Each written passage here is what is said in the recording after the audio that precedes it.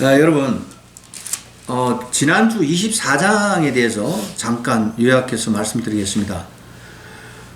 24장에서는요, 벨리스 총독이 바울을요, 5일 동안 가이사라 궁에 감금을 했는데, 5일째 되는 날, 예루살렘에서 대제사장과 그리고 또 장로들, 그리고 또 한 사람이 내려왔죠. 그 사람이 누구냐? 변호사, 더둘로라는 사람이 함께 가이사라로 내려와서 바울을 고발을 했어요. 그래서 결국은 바울이 재판장에 서게 되는데요. 그때 더둘로라는 변호인이 뭐라고 지금 이야기를 하냐면, 바울의 제목에 대해서 세 가지로 이야기를 합니다. 첫째, 바울은 전염병 같은 자라고 이야기를 해요.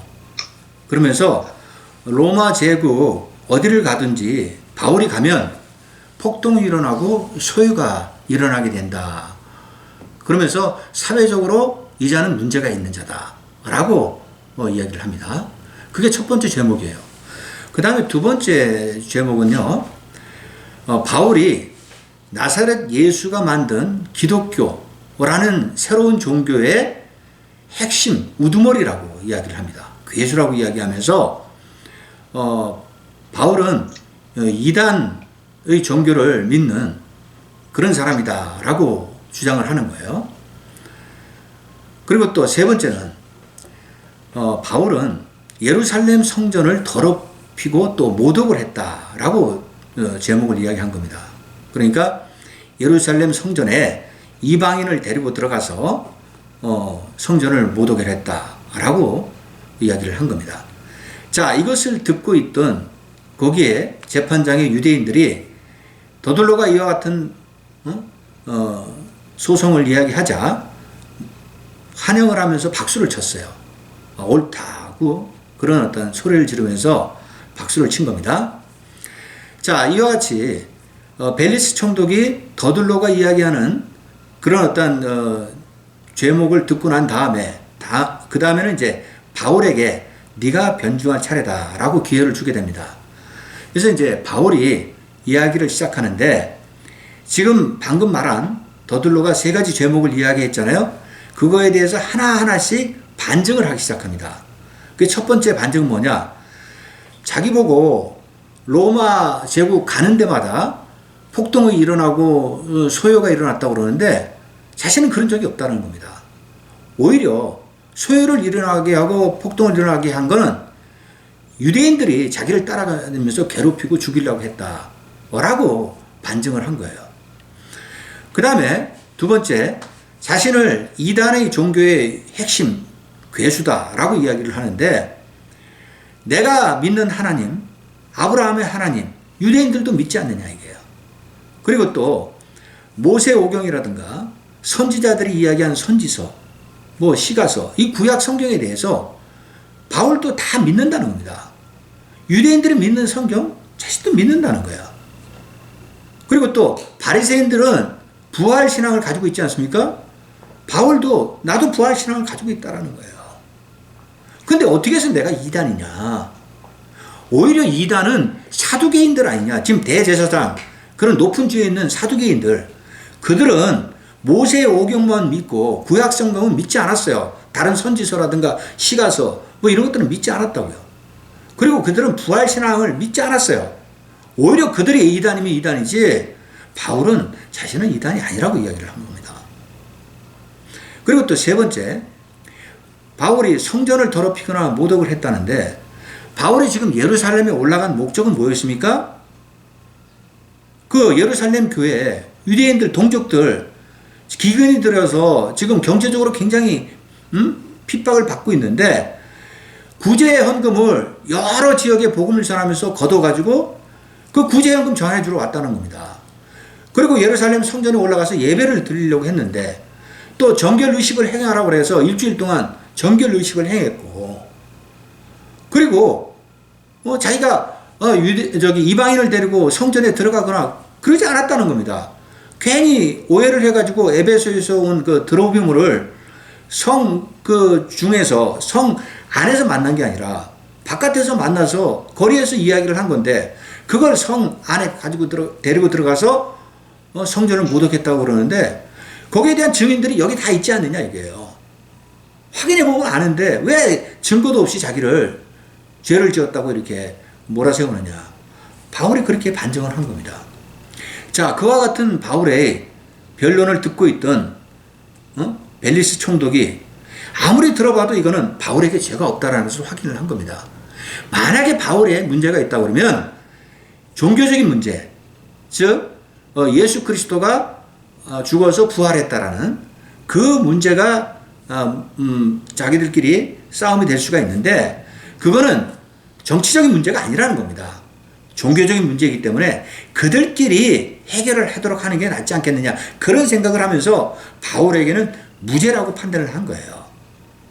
그래서 그 재판에서 그 백부장을 벨리스 총독이 불러가지고 바울을 다시 감금을 시키는데 그에게 자유를 주라고 이야기했어요. 친구가 찾아오든가 돌볼 사람들이 찾아오면 바울을 만나게끔 해줘라. 그런 식으로 이야기를 하고 끝냈습니다. 그 재판이 끝난 거예요.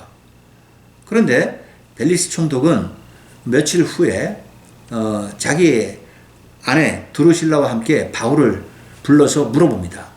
자, 네가 믿는 그리스도의 도라는 게 뭐냐? 그거에 대해서 좀 말을 해달라.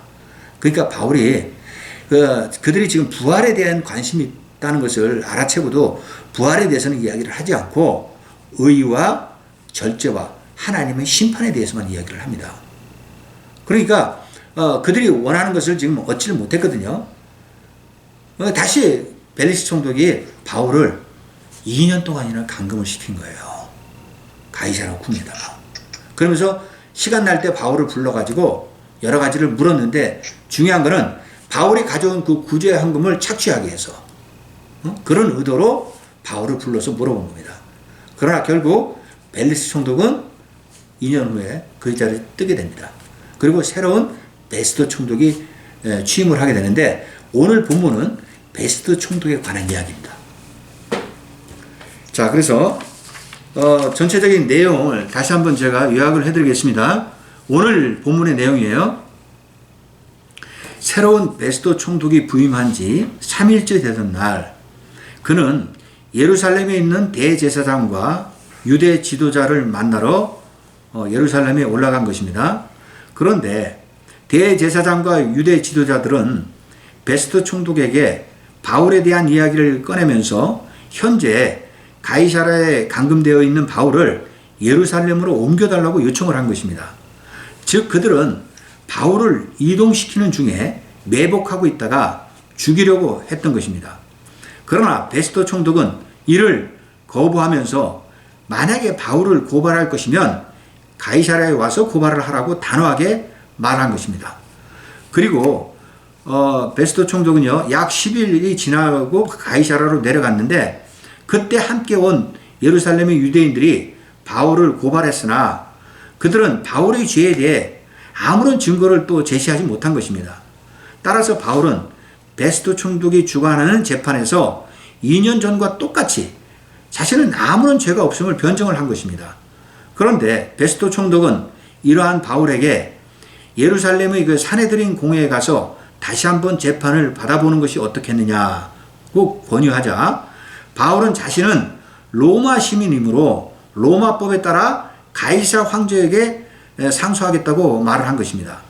그러면서 바울은 만약에 자신이 죽을 죄를 지었다면 죽는 것은 두렵지 않으나 대제사장과 유대 지도자들이 아무런 증거도 없이 죄를 주장한다면 자신은 더 이상 그들의 요청을 받아줄 수 없다고 말한 것입니다. 이러한 바울의 주장에 결국 베스토 총독도 베스트자들과 협의하여 바울이 가이사 황제에게 상소하는 것을 허락한 것입니다.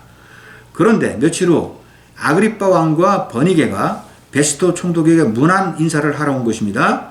그러자 베스토 총독은 아그리빠 왕에게 바울에 대한 자초지종의 이야기를 하면서 바울은 정치적인 죄가 아니라 종교적인 문제라고 이야기하고 아그리빠 왕에게 도움을 요청한 것입니다. 그러니까 지금 베스토 총독은 바울의 문제로 가이사 황제에게 상소를 하기로 결정을 하였지만 사건 경위서를 어떻게 작성을 해야 할지 문제였던 것입니다. 즉 베스토 총독이 판단하기에 바울의 문제는 오직 예수 그리스도가 죽어서 부활하셨다는 것 외에는 없다고 생각을 한 것입니다. 이 같은 베스토 총독의 요청에 아그리빠 왕은 이를 수락하고 다음날 바울을 접견하기로 결정을 한 것입니다. 따라서 다음날 베스토 총독, 아그리빠 왕, 버니게, 천부장들과 성의 높은 지위에 있는 자들은 접견 장소로 가서 바울을 불러 변증을 듣기 시작한 것입니다. 이게 오늘 본문의 전체적인 내용입니다. 그래서 오늘 본문은 크게 세 단락으로 구분을 했거든요. 첫 번째 단락은 자 1절서부터 12절까지 거기서는요 베스토 총독과 바울의 변증에 대해서 우리가 살펴보도록 하겠습니다. 그 다음에 두 번째 단락은 13절서부터 22절까지 여기서는요 베스토 총독이 아그리빠 왕에게 바울의 문제를 상의하는 내용을 우리가 살펴보도록 하겠고요. 그 다음에 마지막 세 번째 단락은 23절에서 27절까지 여기서는 아그리빠 왕 앞에 선 바울에 대해서 우리가 보도록 하겠습니다. 자, 그럼 오늘 본문을 보도록 하겠습니다. 자, 1절 보십시오. 베스토가 부임한 지 3일 후에 가이사랴에서 예루살렘으로 올라가니, 그러니까 베스토 총독이 부임해서 3일째 되는 날, 3일 만이라는 것, 3일 후라는 건요, 유대인들이 계산을 하면 3일째 되는 날입니다. 3일째 되는 날 예루살렘으로 올라가서 예루살렘이 그 대제사장과 지도자를 만난 건데, 자, 그러면 그 벨리스 총독은 왜 갑자기 로마로 소환을 당해서 간 걸까요? 그 이유는 벨리스 총독은요, 문제가 뭐였냐면 그 당시에 유대인들과 시리아인들 간에 큰 싸움이 일어났어요. 그러니까 유대 총독이 다스리는 그런 어떤 지역 내에서 두 민족 간에 분쟁이 생긴 거예요. 그거를 벨리스 총독이 아주 잔인하게 짓밟혀서 사람들을 많이 죽여버렸습니다. 그거를 로마에 있는 가이사 황제가 알고, 그때 황제가 가이사라는 건 황제 이름을 보통 명사를 이야기하는 겁니다. 그리고 황제가 누구였냐면 네로 황제였어요. 네로 황제가 AD 54년부터 68년까지 로마를 통치했는데, 이 당시에는 네로 황제 초기 단계입니다. AD 58년, 59년 그 사이거든요. 그때는 네로 황제가요 굉장히 통치를 다 잘했습니다. 처음에는. 근데 나중에 가면서 이제 문제가 생기고 기독교인을 핍박하고 죽였기 때문에 문제가 된 거지.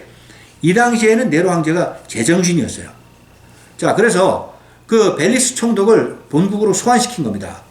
그리고 벨리스 총독이 어떤 문제가 있었냐면 유대인들이 그렇게 경제적으로 핍박을 받는데도 부를 착취하고 자기 혼자만 잘 먹고 잘 사는 그런 어떤 타입이었다고요. 그 유대인들에게도 굉장히 안 좋은 영향을 미쳤던 사람입니다. 그리고 바울한테도 그 구제연금 가져간 걸 착취하기 위해서, 뜯어내기 위해서 그렇게 바울을 지속적으로 괴롭혔던 거 아닙니까? 그리고 떠나면서도 바울을 풀어줘야 되는데 무죄인데 석방하지 않고 계속 감금시키고 떠나버린 거예요. 지금 그자가 바로 벨리스 총독이라는 겁니다. 그런데 그 후임으로 누가 왔냐? 베스토 총독이 온 거예요. 근데 베스토 총독은 지금 1절에서 보면 아시겠지만 3일째 되는 날 그냥 예루살렘으로 올라갔어요. 그래서 2절 보세요. 대제사장들과 유대인 중 높은 사람들이 바울을 고소할세. 근데 예루살렘에 가서 대제사장과 그 장로들, 예루살렘에 높은 지위에 있는 사람들을 만났는데 첫 만남에서 그들이 서로 인사도 하고 상견례도 하고 뭐 이런 이야기를 해야 되는데 먼저 꺼낸 게 뭡니까? 바울의 문제를 끄집어낸 거예요. 지금 2년이 지났습니다. 그들과 한번 큰 법정에서 지금 휘몰아쳤잖아요. 그러고 나서 2년이 지났는데 새로운 총독이 부임하니까 벨리스 총독한테는 지금 그들이 어떻게 했습니까? 바울을 죽이려고 그랬는데 못 죽여준 거야. 그러니까 베스토 총독이 오니까 다시 바울의 문제를 끄집어내가지고 이야기를 한 거예요. 그 무슨 이야기를 한 겁니까? 3절. 베스토의 호의로 바울을 예루살렘으로 옮기기를 청하니 이는 길에 매복하였다가 그를 죽이고자 함이라. 그러니까 지금 이들은요, 가이사랴에 감금되어 있는 바울을 다시 예루살렘으로 이송을 시켜서, 근데 바울이 이송하는 도중에 매복해 있다가 바울을 죽이겠다는 그런 음모를 또 꾸미고 있는 거예요. 2년 전에도 그랬죠. 바울은 어떻게 했습니까? 유대인들 암살단 40여 명이 구성돼서 바울을 이동 중에 죽이려고 했는데 그걸 실패했잖아요. 그때는 천부장 때문에 실패를 했어요. 천부장이 바울을 살렸다고요. 로마의 천부장이. 응? 그리고 이번에도 다시 바울을 죽이려 하는데 바울을 누가 살리냐면요, 베스도 총독이 지금 살리고 있어요. 4절 보세요. 베스도가 대답하여 바울이 가이사랴에 구류된 것과 자기도 멀지 않아 떠날 것을 말하고. 베스도 총독이 뭐라고 그럽니까? 아니 지금 바울이 가이사랴에 잘 구금돼 있고 감금돼 있는데 왜 굳이 여기 예루살렘까지 데리고 와야 되느냐? 아무런 문제가 없다 바울은. 그러면서 베스도 총독이 또 뭐라고 그러냐면, 내가 지금 며칠 있으면 다시 가이사랴로 내려가는데 내가 그럼 내려갔다가 또 바울 데리고 또 올라와야 되느냐? 이게 왜 그 쓸데없는 짓을 하느냐? 단호하게 거절한 겁니다 지금. 지금 바울을 이송 중에 죽이겠다는 그런 암살 계획은 베스도 총독이 몰랐을 수 있어요. 근데 하나님께서 베스도 총독을 사용하신 거예요, 도구로. 그래서 그 자리에서 딱 잘라서 이건 아니다, 딱 말하면서 거절한 겁니다. 그래서 뭐라고 하냐면 5절에 또 이르되, 베스도 총독이 뭐라고 그러냐면, 너희 중에 유력한 자들은 나와 함께 내려가서 그 사람에게 만일 옳지 아니한 일이 있거든 고발하라. 이번에 내가 내려가는데 바울을 고발할 일이면 너희들 중에 누군가가 따라 내려가서 고발하면 내가 또 재판에 세우겠다. 그렇게 이야기를 하는 겁니다. 합리적이지 않습니까? 그러니까 베스도 총독은 어떤 사람이냐? 벨리스 총독과는 완전히 다른 사람이에요. 드러나고 성실하면서도 또 자기 판단, 자기 기준이 있어요. 지금 보니까. 합리적인 사람이라는 걸 우리가 좀 생각해 볼 수 있습니다. 자, 그래서 6절, 베스도가 그들 가운데서 8일 혹은 10일을 지낸 후 가이사랴로 내려가서 이튿날 재판자리에 앉고 바울을 데려오라 명하니. 자, 베스도 총독이 예루살렘에 8일 정도 있다가 이제 내려가는데 한 100km가 되니까 그 당시에는 한 이틀이 걸린 것 같아요. 그 10일 후에 다시 가이사랴로 내려간 겁니다. 내려가서 그 다음날 바울을 부른 거예요. 내가 재판하겠다 그러면. 근데 그때 누가 따라 내려갔느냐? 예루살렘에 있는 이스라엘 유대인 지도자들이 같이 따라 내려간 거예요. 7절에 보세요. 그가 나오매 예루살렘에서 내려온 유대인들이 둘러서서 여러 가지 중대한 사건으로 고발하되 능히 증거를 대지 못한지라. 어떻게 베스도 총독이 고발할 일이 있으면 내려와서 이야기하라고 했죠. 그래서 내려왔는데 결국은 어떻게 됐습니까? 이제 재판이 다시 열린 거예요. 그래서 재판이 열리는데 유대인들이 바울에 대해서 뭐라고 지금 고발을 하고 있냐면, 자 보세요. 앞에서 2년 전에 제가 3가지 죄목을 이야기했다고 그랬죠. 그 죄목을 그대로 이야기한 겁니다. 첫째, 바울은 전염병 같은 자라 어딜 갔든지 폭동이나 소요를 일으킨다. 그 다음에 두 번째, 바울은 이단 종교의 괴수다. 핵심이다. 세 번째, 바울은 성전을 모독하고 더럽혔다. 이 3가지를 똑같이 이야기를 한 겁니다. 근데 중요한 건 뭡니까? 아무런 증거도 없이 그냥 말로만 또 그렇게 이야기를 한 거예요. 어떤 증거 자료를 가져와서 이 베스도 총독에게 확인을 시켜줘야 되는데 아무런 증거 자료도 없이 말로만 또 그렇게 이야기를 한 겁니다. 8절 보세요. 이에 대해서 바울이 변명하여 이르되, 유대인의 율법이나 성전이나 가이사에게나 내가 도무지 죄를 범하지 아니하였다. 즉 바울은 또 2년 전에 했던 그대로 또 자기도 변증을 한 겁니다. 내가 그때도 2년 전에 이 지금 제목을 가지고 변론을 했는데 또다시 내가 변론을 한다. 내가 무슨 폭동을 일으키고 소요를 일으켰느냐. 오히려 소요를 일으키고 유대인들이다. 그 다음에 두 번째, 내가 무슨 이단 종교의 괴수냐. 나는 아브라함의 하나님을 믿고 구약 성경을 다 믿고 모세오경도 믿고 율법을 지키는 사람이다. 그리고 또 내가 무슨 성전을 더럽히고 성전을 모독했느냐? 내가 예루살렘에 도착했을 때 예루살렘 지도자들이 나한테 일주일 동안 정결 예식을 행하라고 그래서 일주일 동안 정결 예식을 행했고, 그리고 예배를 드리는데 그 디아스포라 유대인들, 소아시아에서 온 유대인들이 자기를 성전을 모독했다고 해서 성 밖으로 끌어내서 죽이려고 했던 거. 아니, 내가 아무런 죄가 없는 거 알면서도 그들이 나를 죽이려 했었다 라고 지금 변론을 한 겁니다. 그래서 나는 아무런 죄가 없다. 죄가 있으면 그 증거를 대서 확인을 시켜라 라고 또 바울이 이야기를 한 거예요. 그런데 9절에 보세요. 이 말을 다 들었습니다. 지금 베스토 총독이. 베스토가 유대인의 마음을 얻고자 하여 바울더러 묻되 내가 예루살렘에 올라가서 이 사건에 대하여 내 앞에서 신문을 받으려 하느냐. 지금 베스토 총독이 마음이 약간 변한 걸 우리가 알 수 있어요.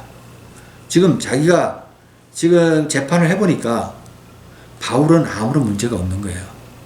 정치적으로 그가 로마 제국을 무슨 뭐 정복을 시킨다든가 나쁜 영향을 끼친다든가 그런 게 아니잖아요. 그리고 또 이 종교적으로 볼 때는 자기가 잘 모르겠거든요. 유대인들이 주장하는 종교적인 문제, 부활의 문제라든가 깊이 들어가면 뭐 교리의 문제 이런 거 아닙니까? 근데 그거에 대해서는 자기가 애매모호한 거예요. 이걸 어떻게 판단해야 될지는 모르겠다는 거예요. 그래서 바울한테 뭐라고 권유를 하냐면, 그러면 내가 예루살렘에 따라 올라가서 입회를 할 테니까 너도 이번 기회에 다시 사내들인 공회에 가서 재판을 다시 한번 받아보는 게 어떻겠느냐 라고 권유를 한 거예요. 그랬더니 결국은 어떻게 됩니까?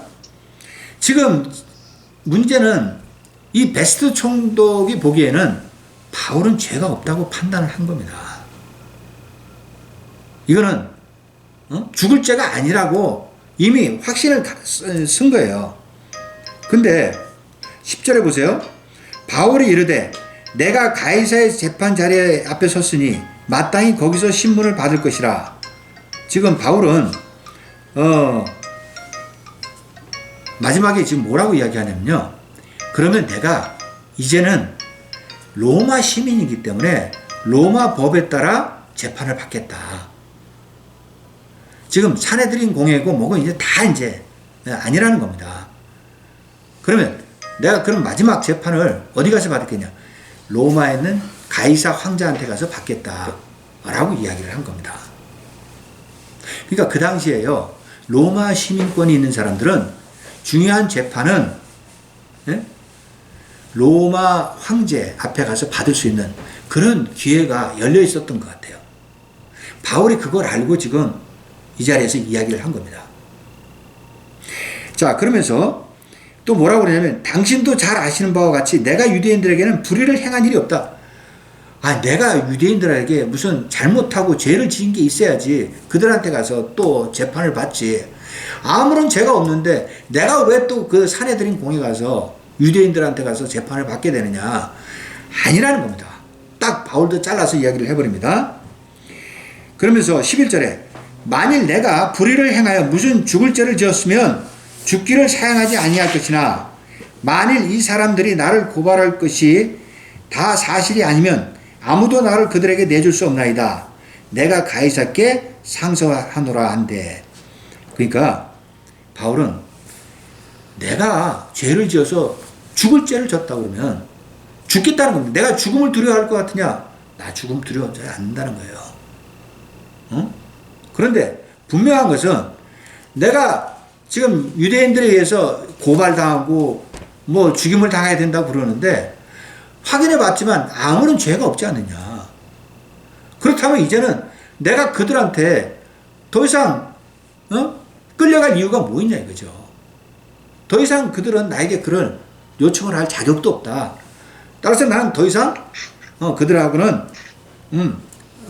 재판을 하지 않을 것이고 내 마지막 재판은 어디서 하냐? 가이사 황제한테 가서 상소하겠다라고 바울은 자신의 확고한 마음을 이야기한 겁니다. 자, 그러자 12절에 베스도가 배석자들과 상의하고 이르되 내가 가이사에게 상소하였으니 가이사에게 갈 것이라 하니라. 베스도 총독이 거기 배석한 사람들하고 의견을 나눠서 결국은 바울을 어떻게 했습니까? 가이사 황제한테 가서 재판을 받는 것으로 결정을 했다라고 지금 기록하고 있는 거예요. 자, 여기서 보면요, 우리가 한 가지 생각해야 될 게 있어요. 지금 바울은 자신의 이 재판이 두 가지 중에 하나의 선택이라고 생각을 했던 거예요. 하나는 로마법에 의해서 가이사 황제한테 가서 재판을 받느냐, 하나는 사내들인 공회, 예루살렘이 사내들인 공회에 가서 종교 재판을 받느냐, 두 가지 중에 하나를 선택할 수밖에 없는 입장이었어요. 지금 이 상황. 그러나 결국 바울은 어떤 걸 선택한 겁니까? 로마 황제 가이사에게 가서 재판을 받겠다고 결정을 한 겁니다. 그 이유가 뭘까요? 그 이유는 사도행전 23장 11절에 하나님께서 밤에 바울에게 찾아와서 어떤 음성을 들려주셨냐면, 담대하라, 내가 예루살렘에서 나의 일을 증언한 것 같이 로마에서도 증언하여야 하리라 하신 이 말씀. 지금 바울은 자신의 마지막 전도자의 사명을 어디에 가서 해야 된다고 생각한 겁니까? 로마에 가서 해야 된다고 생각을 했던 거예요. 그리고 땅끝을 어디로 생각했어요? 서바나. 그죠? 그런데 바울은 이 상황에서 하나님의 뜻이 무엇인가를 구한 겁니다. 하나님이 나한테 너는 로마에 가서 마지막 증언을 하게 될 것이라고 이야기했잖아요. 자신은 계속 로마를 갈 수 있기를 기도를 했던 거예요. 시간 날 때마다 하나님 아버지, 내가 로마를 가게끔 해주십시오. 그 길을 열어주십시오. 그 길을 하나님께서 응답하셨어요. 네가 로마로 가게 될 것이다. 그걸 믿고 있었다는 겁니다, 바울은. 그래서 마지막 결정을 가이사 황제한테 가겠다라고 결정을 한 거예요. 자, 그럼 이제 두 번째 단락 보시겠습니다. 13절부터 22절까지인데요. 여기서는 지금 베스도 총독이 아그리빠 왕에게 바울의 문제를 상의를 하고 있습니다. 13절 보세요. 수일 후에 아그리빠 왕과 버니게가 베스도에게 문안하러 가이사랴로 와서 여러 날을 있더니 베스도가 바울의 일로 왕에게 구하여 이르되 벨릭스가 한 사람을 구려하여 두었는데, 자, 며칠이 지났어요. 지금 바울은 일단 다시 감금이 돼 있는 상태예요. 재판이 끝나고 나서 며칠이 지났는데 누가 찾아왔습니까? 아그리빠 왕과 버니게가 찾아왔다는 겁니다. 그들이 왜 찾아왔습니까? 새로 부임한 유대 총독에 대해서 문안 인사를 하러 찾아온 겁니다. 자, 그럼 여기서 아그리빠 왕, 버니게, 이 사람들은 누군가? 지금 아그리빠 왕은요, 성경에서 누구냐면요, 아그리빠 2세예요. 그 아버지는 누구냐? 헤롯 아그리빠 1세. 그건 사도행전 12장에 나옵니다. 그 사람이 누구냐면 예수님이 12 제자 중에서 최초로 순교한 사도가 누구죠? 제자가 누굽니까? 야고보. 야고보를 칼로 베었던 사람이에요. 그리고 그는 해충에 물려서 죽었던 사람이 아그리빠 1세예요. 그 아그리빠 1세의 자녀들이 1남 2녀가 있었는데 아들이 바로 아그리빠, 오늘 찾아온 이 2세, 이 왕이고, 그 아그리빠 2세 왕에게는 2명의 누이가 있었어요. 그게 나이가 많은 누이가 버니게예요. 근데 이 버니게는 결혼을 이미 했었는데 남편이 죽고 여러 남자를 거치다가 결국은 자기 동생하고 연문을 뿌리고 있는 겁니다. 그 당시에는 이 근친 간에 결혼이 있었기 때문에 그런 관계였고요. 그러니까 증조 할아버지, 아버지, 제 아들로 이어오는데 이 헤롯 가문은 악한 가문으로 소문난 가문이라고 성경적으로 우리가 볼 수가 있다는 겁니다. 그 왕이 지금 어디를 다스리고 있었냐면 팔레스타인 북동부를 다스리고 있었어요. 어린 나이에 왕이 됐기 때문에 아버지가 갑자기 해충으로 죽었잖아요. 그래가지고 이 예루살렘의 이 지역은 통치를 누구한테 맡겼느냐? 오히려 대제사장과 제사장들한테 맡기고 그 사람은 이제 위쪽에 북쪽에 갈릴리 북쪽에 통치를 하고 있었어요. 그러다 보니까 이제 또 이 새로운 유대 총독이 온 것을 알고 인사를 하러 온 겁니다. 그러니까 이 두 사람 관계는 하나는 정치적으로 로마에서 보내진 총독이고 하나는 이 팔레스타인 지역을 다스리는 왕이었지만 상부상조 협조하는 그런 관계에 있었던 겁니다. 자, 그래서 오늘 본문에 지금 아그리빠 왕과 버니게가 베스토를 문 하나를 찾아왔는데 며칠 동안 있다 보니까 베스토가 무슨 생각을 했냐면 아그리빠 왕이 유대에 대한 관습, 율법 뭐 이런 거는 또 전문가니까 그하고 바울의 문제를 상의해야 되겠다 생각하고 지금 이야기를 꺼낸 겁니다. 그래서 이 15절에 바울의 이야기를 시작하는데 내가 예루살렘에 있을 때 유대인의 대제사장들과 장로들이 그를 고소하여 정죄하기를 청하기에 내가 대답하되 무릇 피고가 원고들 앞에서 고소사건에 대하여 변명할 기회가 있기 전에 내주는 것은 로마 사람의 법이 아니라 하였노라. 지금 자기가 예루살렘에 올라갔을 때 대제사장과 그 장로들이 바울을 이송시켜 달라고 했잖아요. 그걸 그대로 이야기하고 있는 거예요. 그래서 단호하게 베스토 총독이 유대 지도자들에게 뭐라고 이야기했냐? 자, 원고가 피고가 있는데 피고가 원고한테 불려가려면 피고가 자신의 어떤 변증을 하고 난 다음에 데려가는 게 상수지, 그게 원칙이지. 어떻게 변론도 들어보지 않고 그냥 피고를 원고가 데리고 갈 수가 있느냐? 그건 말이 안 된다 라고 이야기했다는 겁니다. 그래서 그들에게 또 뭘 이야기하냐면 바울이 로마 사람이다. 로마 시민권을 가진 사람이기 때문에 로마 법대로 재판을 해야 된다 라고 이야기하면서 단호하게 거절했다라는 것을 이야기한 겁니다. 그러면서 17절에 그러므로 그들이 나와 함께 여기 오매 내가 지체하지 않고 이튿날 재판 자리에 앉아 명하여 그 사람을 데려왔으나, 앞에서도 제가 말씀드렸던 그 내용을 반복해서 설명하고 있는 거예요. 그래서 바울을 다시 재판해서 그들 앞에 세웠다는 겁니다. 근데 18절에 원고들이 서서 내가 짐작하던 것과 같은 악행 혐의는 하나도 제시하지 않았네요. 지금 예루살렘에서 그때 내려왔던 유대인들 지도자들이 바울에 대한 증거는 하나도 없이 말로만 뭐 죄를 이야기했다고 그랬잖아요. 그 이야기를 다시 하고 있는 거예요. 19절 오직 자기들의 종교와 또는 예수라 하는 이가 죽은 것을 살아있다고 바울이 주장하는 그 일에 관한 문제로 고발한 것뿐이다. 그러니까 바울에게 문제가 있다면 종교적인 문제, 즉 죽은 예수 그리스도가 부활해서 살았다, 이런 문제인데 그 문제는 나도 잘 모르겠다.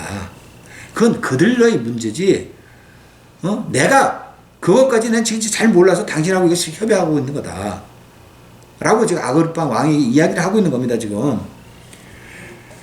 그래서 20절에 내가 이 일에 대해 어떻게 심리하는지는 몰라서 바울에게 묻되 예루살렘에 올라가서 이 일의 신문을 받으려 하느냐 한즉, 그래서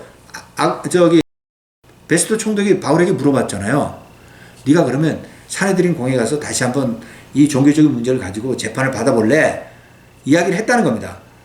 그랬더니 바울이 뭐라고 그랬냐? 21절 바울은 황제의 판결을 받도록 자기를 지켜주기를 호소하므로 내가 그를 가이사에게 보내기까지 지켜두라 명하였노라. 그래서 바울이 마지막에 이야기한 게 나는 그러면 로마법에 의해서 황제에게 가서 가이사 황제에게 재판을 받겠다 하기에 자기가 거기에 동의를 했다는 겁니다. 베스토 총독이 동의를 해서 바울이 지금 아직 가이사에 구금된 상태에 있다 라고 이야기하니까 22절에 아그리빠가 뭐라고 베스토에게 이르냐면 나도 이 사람의 말을 듣고자 하노라. 베스토가 이르되 내일 들으시리다. 자, 그러니까 아그리빠 왕이 그럼 내가 내일 바울을 불러서 한번 이야기를 들어보겠다 라고 이야기를 한 거예요. 자, 여기까지가 두 번째 단락입니다. 그러니까 한마디로 말해서 지금 이 베스토 총독도 애매모호한 겁니다. 바울을 어떻게 해야 될지 모르겠는 거예요. 그리고 이거 황제한테 보내는 것도 쉬운 일이 아니에요. 왜냐하면 바울에 대한 죄명을 확실하게 무슨 근거를 가지고 황제한테 가서 재판을 받게 해야지, 그런 죄명도 없이 그냥 황제한테 보냈다가 황제가 너 이 아무런 죄도 없는 사람을 나한테 보내? 오히려 자신이 문책당할 수도 있는 거 아닙니까? 지금 그런 상황에 지금 몰려 있는 거예요, 베스토 총독도. 그러니까 어찌할 바를 모르니까 아그리빠 왕을 붙잡고 하소연하고 있는 거라고요, 지금. 23절 세 번째 단락이에요. 그래서 아그리빠 왕에게 지금 바울이 앞에 가서 쓴 겁니다. 이튿날 아그리빠와 버니게가 크게 위험을 갖추고 와서 천부장들과 시중의 높은 사람들과 함께 접견 장소에 들어오고 베스토의 명으로 바울을 데려오니. 자, 다음날 아그리빠와 버니게가 크게 위험을 갖추고 그냥 복장을 막 단단하게 갖추고 들어왔다는 겁니다. 대단한 위험이 있는 것처럼 꾸미고 나타난 거예요. 별것도 아니면서. 자, 그러면서 또 천부장들을 부르고 그 가이사랴에 있는 높은 지위에 있는 사람들 다 부르고, 자, 그런 어떤 접견 장소를 마련한 다음에 베스토 총독이 바울을 부활을 시켜서 부른 겁니다. 24절.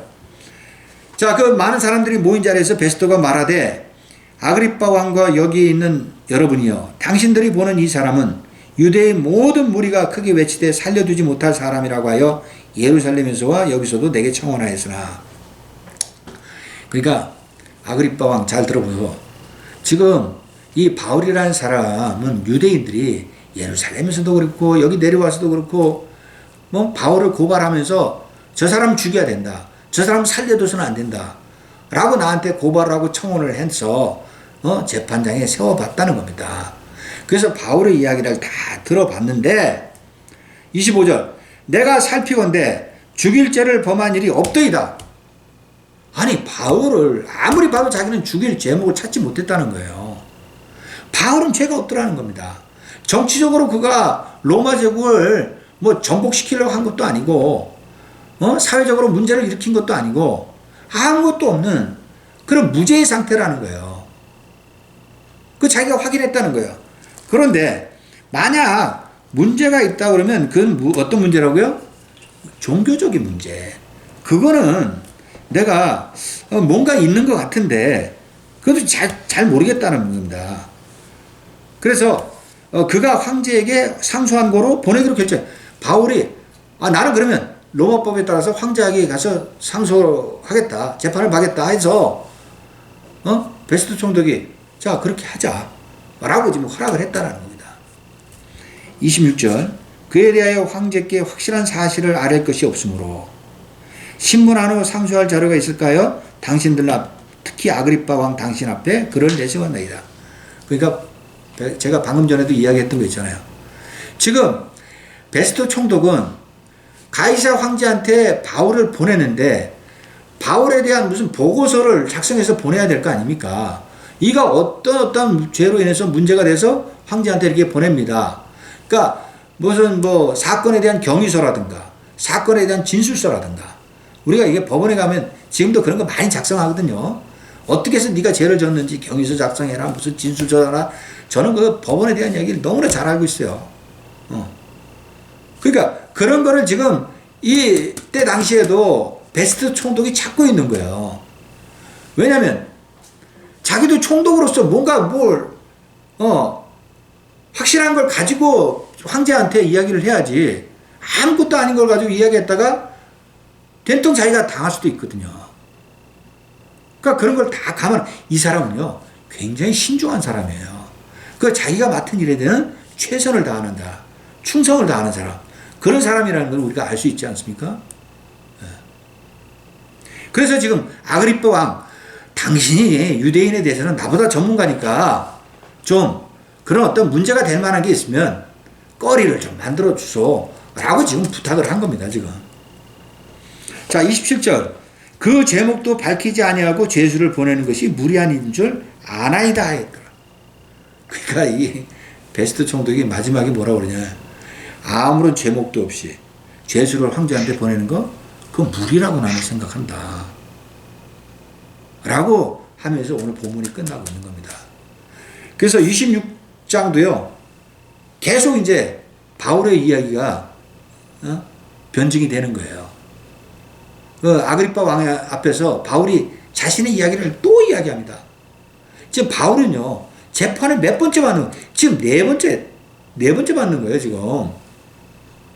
총부장 앞에서도 한 번 받았죠. 그 다음에 사내들인 공회에서 받았죠. 벨리스 총독 앞에서 받았죠. 베스토 총독에서 또 받았죠. 오늘은 이제 아그리파 왕, 다섯 번째네, 다섯 번째.